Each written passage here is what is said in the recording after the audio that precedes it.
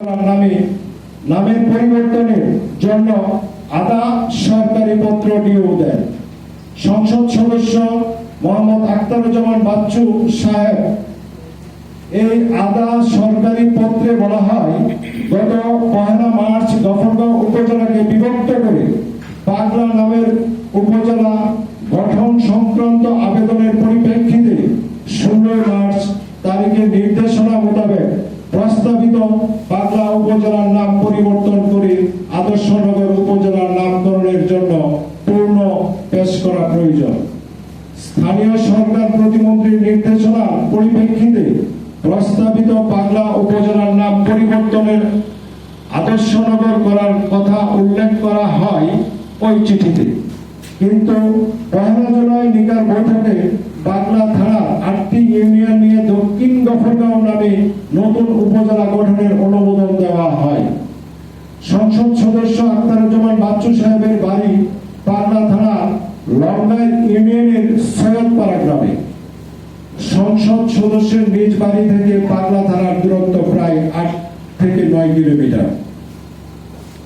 বর্তমানে পাগলা থানাটি যেখানে রয়েছে সেখান থেকে প্রায় 6 কিলোমিটার দূরে নয়াবাড়ি মৌজা আদর্শনগর নামে উপজেলা করার প্রস্তাব করা হয়।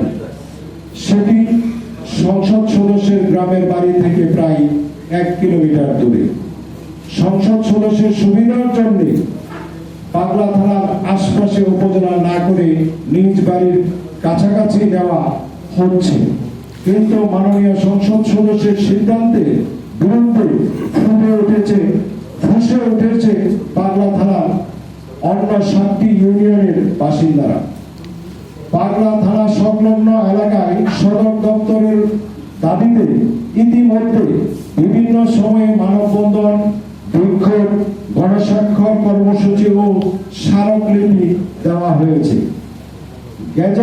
গেজেট প্রকাশের পর পাগলা এলাকায় উপজেলা সদর দপ্তর স্থাপনের সিদ্ধান্ত পূর্ণ বিবেচনার দাবি জানানো হয়েছে। নতুন উপজেলা প্রশাসনিক কেন্দ্র নির্ধারণের জনমত, ভৌগোলিক বাস্তবতা এবং সরকারি নীতিমালার আলোকে বিষয়টি আবার পর্যালোচনা করার জন্য দাবি জানাচ্ছি আমরা। সুপ্রিয় সাংবাদিক বন্ধুরা, আজকের সংবাদ সম্মেলন থেকে আমরা মাননীয় প্রধানমন্ত্রী দেশনায়ক তারেক রহমানের দৃষ্টি আকর্ষণ করছি। পাগলা থানাকে উপজেলা রূপান্তর করায় মাননীয় প্রধানমন্ত্রী জনাব তারেক রহমানকে অশেষ ধন্যবাদ ও কৃতজ্ঞতা প্রকাশ করছি।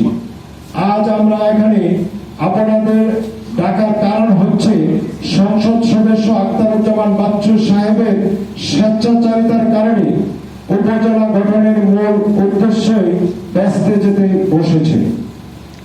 আমরা মাননীয় সংসদ সদস্যের দৃষ্টি আকর্ষণের জন্য পাগলা থানা সদরে টানা 2.5 মাস ধরে বিভিন্ন কর্মসূচি পালন করতেছি। সেখানে মাননীয় সংসদ সদস্য ক্ষমতার অপব্যবহার করে পুলিশ বাহিনী দিয়ে সাধারণ জনগণকে হয়রানি করার চেষ্টা করতেছেন। তাই আমরা বাধ্য হয়ে ঢাকায় জাতীয় প্রেস ক্লাবে আপনাদের সামনে হাজির হয়েছি। আমরা বলতে চাই, এমপি আখতারুজ্জামান বাচ্চু স্বেচ্ছাচারিতার সিদ্ধান্ত বাস্তবায়ন হলে গফরগাঁওয়ের দক্ষিণাঞ্চলবাসীর নাগরিক ও প্রশাসনিক সেবা প্রাপ্তির যে দুর্ভোগ আগে ছিল সেই